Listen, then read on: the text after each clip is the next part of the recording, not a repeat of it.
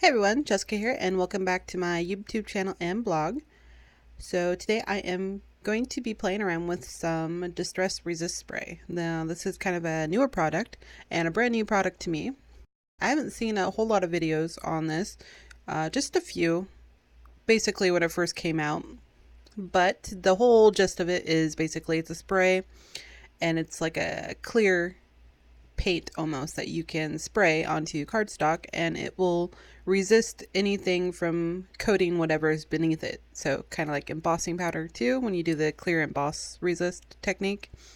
So you can see that I sprayed it there and it's resisting the dry Marigold distress ink and leaving that white splatter from the white cardstock.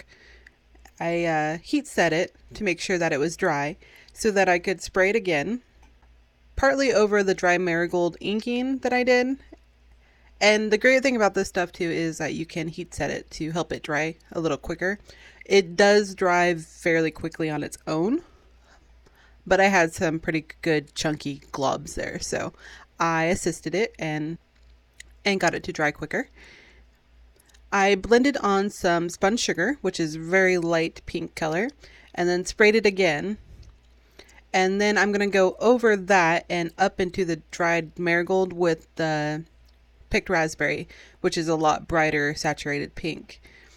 And so you can see the lighter pink with the Distress spray. You can see the white. You can see some of the dry Marigold, that light orange peachy color.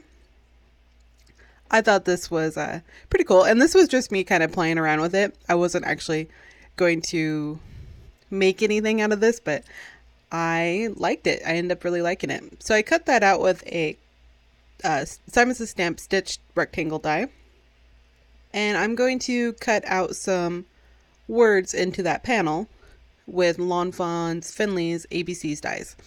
I have these dies in a little dish that's magnetic so that they all stay together and I don't lose them because I am notorious for losing dies. There's a lot of magnetic things in my craft room and dies go missing. So I cut out the high and then I'm going to do the same thing with the word hey. I'm using just some washi tape and a T ruler to make sure that it is straight. I'm kind of eyeballing it. And the last one will say hello. And since there's two L's and only one L comes with the die set, I had to cut this one out in two tries. It was pretty easy though to line everything up. That T ruler definitely does come in handy.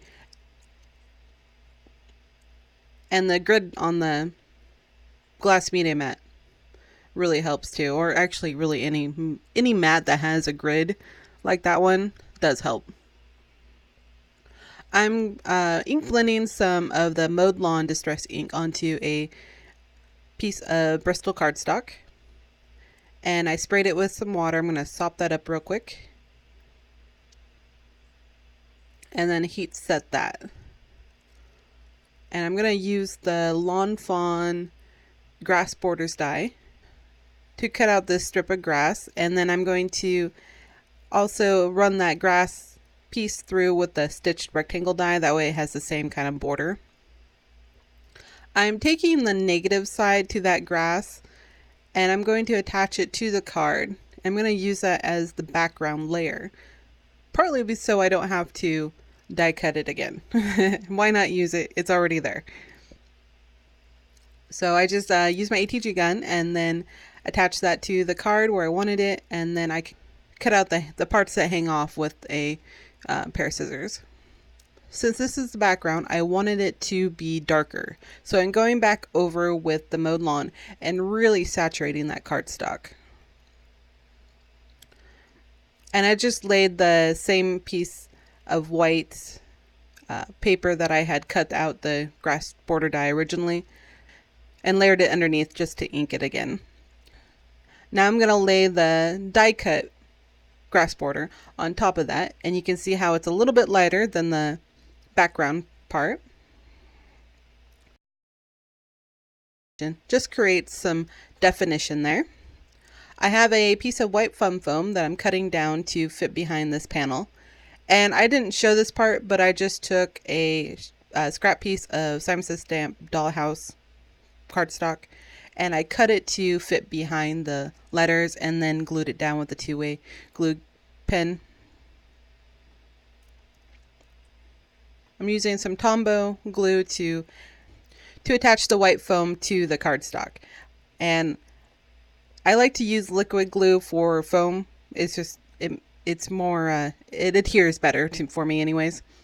And then I just kind of glop it all on there and then smooth it out with my finger. Now I can attach this panel to a blank Neenah 110 pound card base. And this is the top fold.